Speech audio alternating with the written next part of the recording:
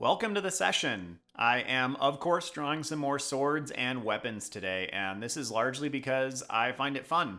I started for the last session doing the same thing, and so I'm going to continue here. And I'm also going to talk a little bit about continuing your work when things just don't seem to be going your way, or when things have gone well and then they stop going well, because that happens a lot as artists, and it's an important thing to discuss and to be aware of and to normalize. So if you are enjoying these sessions, or this sounds like the kind of thing you would enjoy, please consider liking and subscribing. It helps out a ton. And let's go ahead and dive into the sketchbook session. So just like last time, and often as I start projects when it comes to working with brush pens, I laid down a whole bunch of light tones. I wasn't really thinking very much about what I was going to do with any of these shapes. I just started by laying down some geometric forms, and I figure I'll figure it out when I get there. There's a lot on this page. I think the last page had 4, and this one might have like 20 or 22. So it does take some time to get through them, and I'm going to keep bouncing around from thing to thing to thing, which is good for my brain and might be good for yours as well. So this first one I've started on, I don't know why I wrapped some cloth around it, probably just because it's fun to work with, it's fun to draw and to play around with, but there isn't necessarily a whole lot of logic there.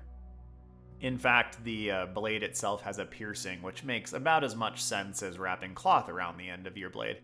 But again, these are probably fantasy-oriented in some capacity, so maybe it's stored, and I've actually thought that it could be cool to have rings on pieces of weaponry and actually dip them in poison or dip them in things like that. Again, I don't know that it would have any practical reality to it, but it's kind of fun, and a lot of the fantasy weapons that we look at or see in games like World of Warcraft don't necessarily make sense.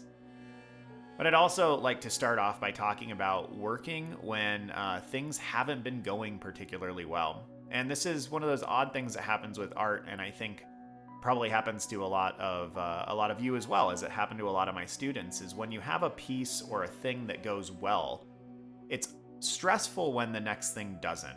We often tend to wonder if we're ever going to get this mystical break, our breakthrough, the, oh my goodness, now I can go professional, or now I can just simply draw portraits correctly every single time. And artists in a lot of ways are fairly realistic, often sometimes tending towards pessimism, but we tend to be over-optimistic about our work and about the growth that we will achieve and how we'll perform and how we'll move forward.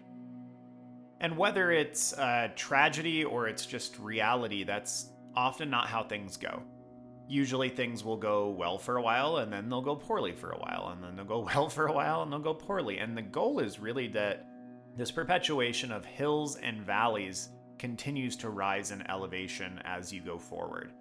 And what I mean by that is things are always going to have these little crests and then falls afterwards, but the hope is that after a couple years of putting time into your art, for example, that the bad days, the valleys, are higher than what the hills were originally. And I think this is usually true. And if we go back through our old sketchbooks, if I go back through mine, if I look at the first videos that I put up on YouTube and then look at the ones that are coming out now, the quality of the artwork contained within, things have improved. They never improve as fast as we want, and that makes it a little bit hard. And I think that there's this difficulty in progressing after something went well, especially if the next thing doesn't. And I think a lot of that comes down to the fact that we tend to be fairly optimistic about our progress. So, what do we do with this? Well, first of all, I want to address this second sword I'm working on. This thing looks so wacky right now. So impractical, it's almost like a crystalline sword. I think it kind of comes together a little bit more later as I start to work on some of the coloring and shading on it. But at this point, it's just a little strange. So I might skip ahead a little bit so we can actually fit in more of the actual content that's going to be in this and not have to do this over several sessions.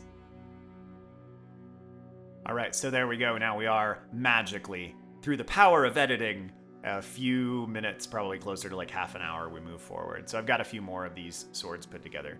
So what do we do? What do we do in that moment? And I think the obvious answer is to really try to think about the journey over the destination on an individual basis. I don't like the repeated mentioning of just take the journey over the destination, but the reality is we are fickle creatures as human beings, and we have to almost subtly manipulate ourselves in order to achieve the things that we want. And so when it is beneficial, focus on the journey. When it's beneficial, focus on the destination. Or focus on the journey primarily, and then when you get to individualized destinations along the path, enjoy those and soak those up. And that's kind of what I mean.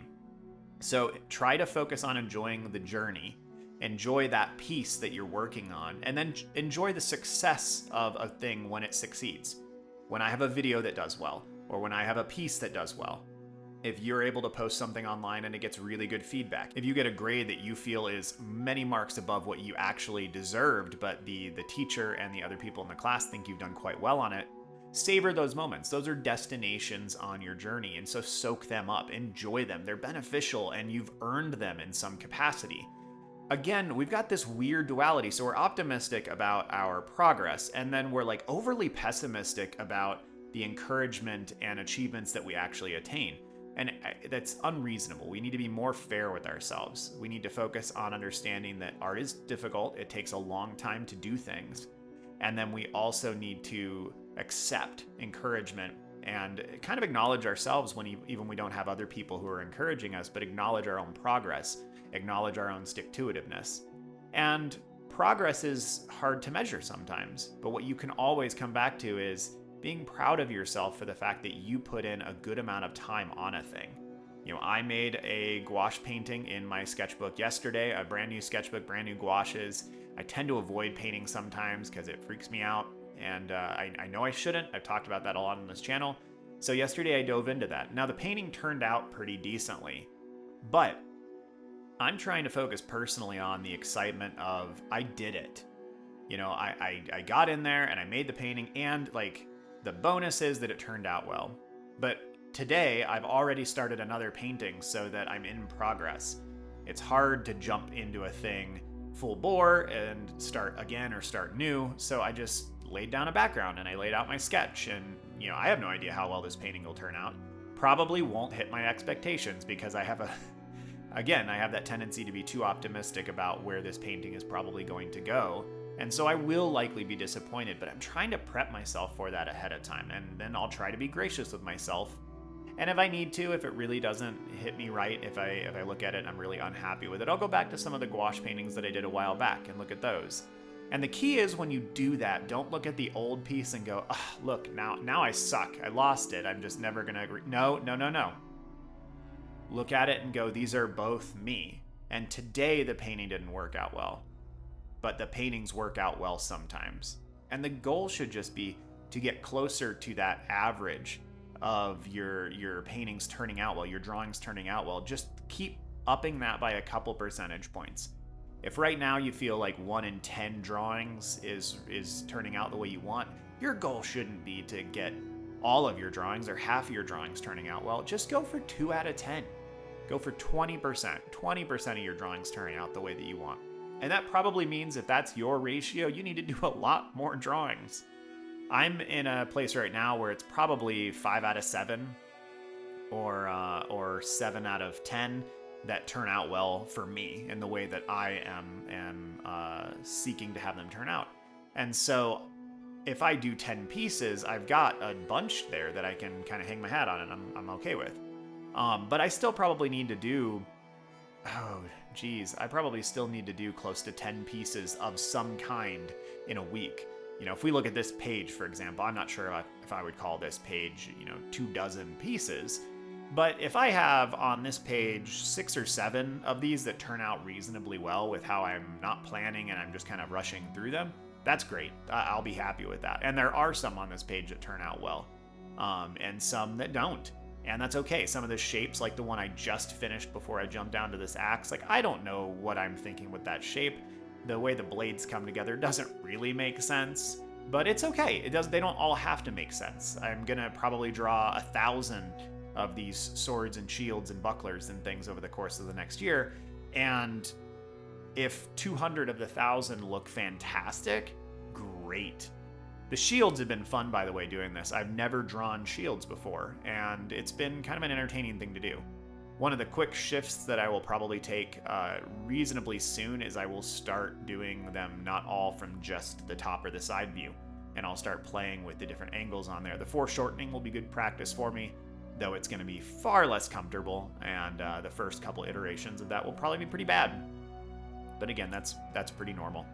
The spear here, I enjoy the concept of. I don't quite nail it, but the idea is that the blades are wrapping around almost like a lily, like a spiral. And so it would probably hit its target and then you'd twist it in.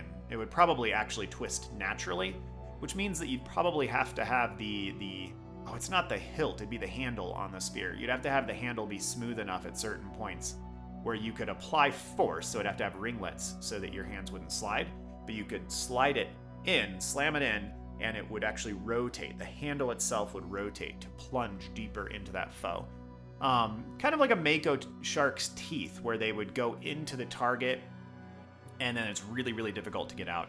If that was the case, though, I'd probably want to have barbs on the spear, and it probably would not be something you would get back out of your target, which means it's probably more like you'd carry a bunch of them and you'd throw them at something, or you would embed them in your foe and then not retrieve them until they're dead, or it's more of an arrow. Of course, it could be like a really large foe who's shooting these things out of a gigantic bow, which would also be quite fun. This weapon is one that gave me trouble. I built this shape and I'm like, I don't know what to do with this, and so I'm trying to think about how this would be handled. It's got some distinctly like Klingon vibes to it, but I'm just not sure exactly how this is gonna go, and that's okay. Again, like I get to a point on that sketch where I'm like, I don't know what I'm doing here, so I jump up to this one above it where ironically I also didn't really know what I'm doing, and I don't think I spend a lot of time on that one right now. I think I kind of lay down some shapes and go, yeah, well, we'll figure that out. Alright, I'm jumping ahead here now to where I'm actually going to start putting in the color. This whole page is done, so I apologize in some capacity for not including the entirety of this. But if we speed it up too much, it's impossible to track what I'm actually doing at any point. So if you would like to have the entire video posted up in real time or otherwise, let me know in the comments. Or if you like the way that I'm doing it here, where I'm kind of jumping around, giving you guys the gist of what I'm doing, let me know. I would just love to know so that I can provide you guys with whatever hits you right, whatever takes care of your needs. So again, now I'm working on these shields, and I have to admit they've been a lot of fun. They've been a lot of fun to work on. And these kinds of drawings are just what I need when things have been tough and I've had a hard time catching up with older pieces, or I feel like things aren't going well. There's so many opportunities on a page like this for things to go well. Now, I could choose to look at that as there's so many opportunities on a page like this for things to go poorly, and that is also true, but focusing on that negativity does me no good. And whilst I'm not always great about being able to focus on the positives, I'm a pretty pessimistic person by nature, I'm forcibly creating situations where it's easier for me to focus on the positive. I want to focus on the positive. I think it's in not small part, it is the secret to having a better life, to having a good life. If you focus on the negative all the time, if you're a pessimistic person and you expect things to turn out poorly, I think there is an element that you become a self-fulfilling prophecy, that you tend towards those things. But even if that's not the case, your average joy from moment to moment is less. And so I think if you are a person who tends towards being pessimistic most of the time, it would really benefit you as a form of character growth to focus on learning how to be more optimistic.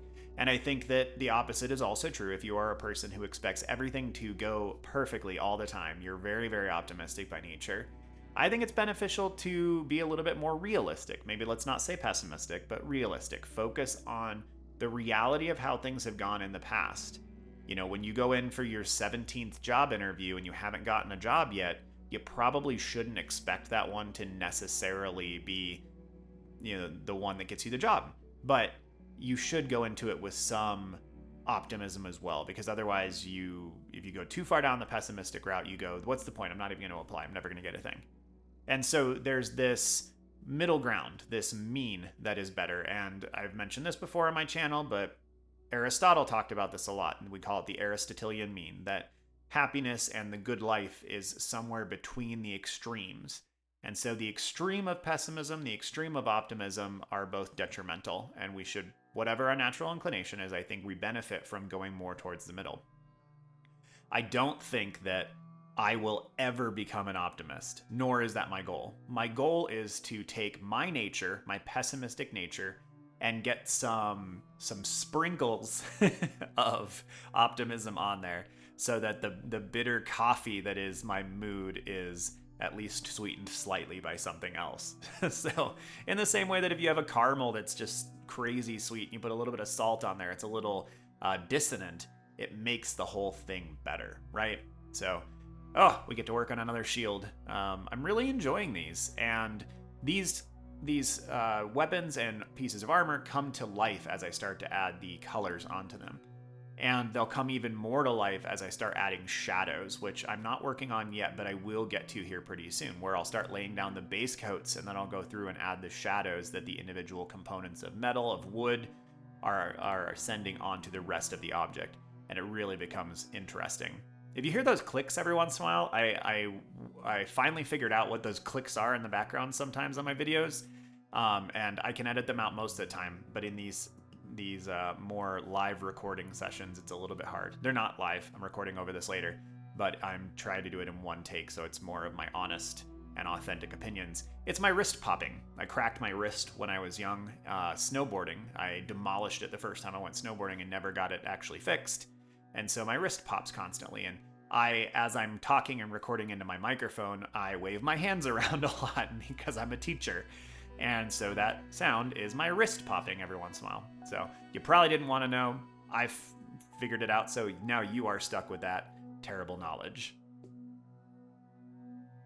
These brush pens, I just keep singing their praises. They are so much fun and so wonderful, and they feel a lot like watercolor to me, where they just give you the ability to lay down light tones, and then you can come back over that later and form out these varieties of thing. And so I've been experimenting, and you'll see that a little bit on this, with taking in all of my grays and basically just drawing everything in the grayscale version of what it's going to be, and then going over it, and a lot of the gray tones come through, and it's maybe hard to see the subtleties on a video like this, but if you look at the blade in the middle that I was making fun of earlier, the crystalline looking one, it's all drawn right now with all these like varying and slightly varying gray tones and gradients. And that aspect of working with this medium has just been a lot of fun. I've really enjoyed it. I'm not sure that they existed when I was growing up, but I had a long period while I was teaching where I kind of just taught the same thing that I taught for a long time. And it's part of what drove me kind of insane, and I think part of what led to me getting out of teaching in the public schools was it was so easy to just do the same thing all the time. And when I realized during the pandemic that I was stagnating, I think once I knew that, there was no way that I could stay doing what I had been. Something needed to change.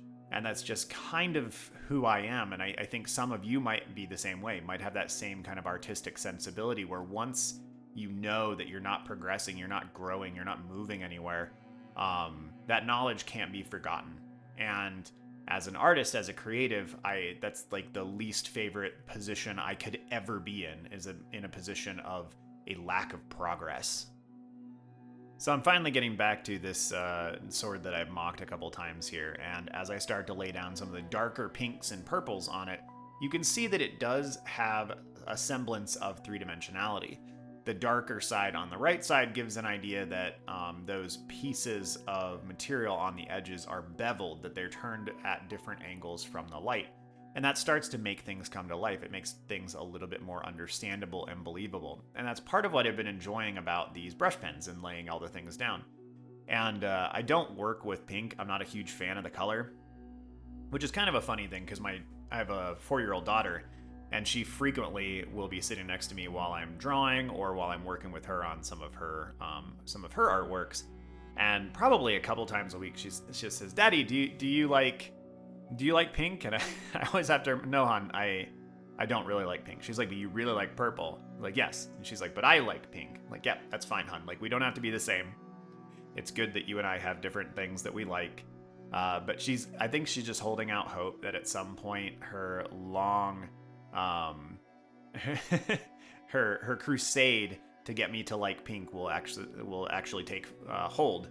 And, probably not. It's just not a color I enjoy. I am not a big fan. And I think we all have things like that. I had a student once a long time ago who I was very fond of. And there were a couple colors, like cyan, I believe, that she couldn't see. It made her like viscerally uncomfortable. I don't remember if it made her feel sick or not, but she had a really strong reaction to this color and just didn't like it.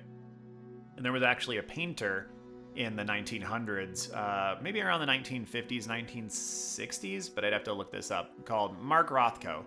And he did these large paintings of huge fields of color that were pretty non-objective. They weren't trying to represent a thing. And the goal of his artwork was to elicit emotional reaction in his viewers. And there were reported occurrences of people going to the museums or the galleries where these pieces were exhibited and having mental breakdowns or laughing hysterically and just having very emotional responses to his artworks, which were largely just giant fields of color. So we all are different in how color hits us, and some of us have colors that we love and colors that we hate, colors that might make us sick, colors that might make us nostalgic. It's part of the intrigue of art and creativity in general, is there's all these different human components that come together and augment it and make it different for each person. And I don't know if colors are a little bit like food, where you try them enough times and you can figure out how to like them. But the fact that I don't like pink doesn't mean I don't draw anything that's pink. I draw and paint little monsters that are pink frequently.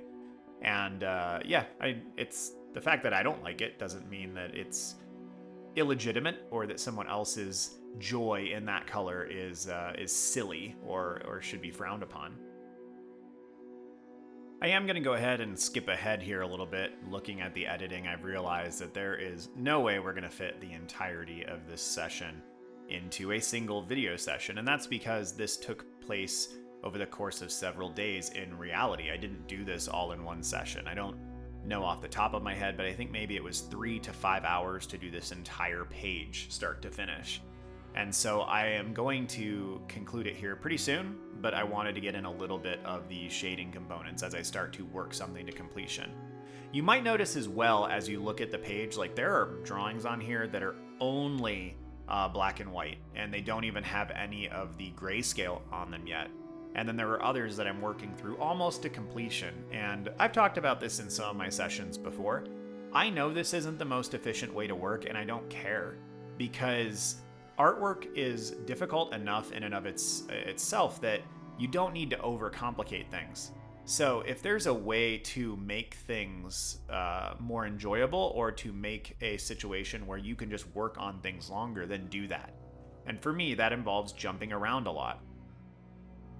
I don't know if it's ADD or ADHD or anything like that, but I certainly have a little bit of attention deficit for sticking to something for a long period of time. And so I shift, and as long as I keep shifting, I can do the thing for a long period of time.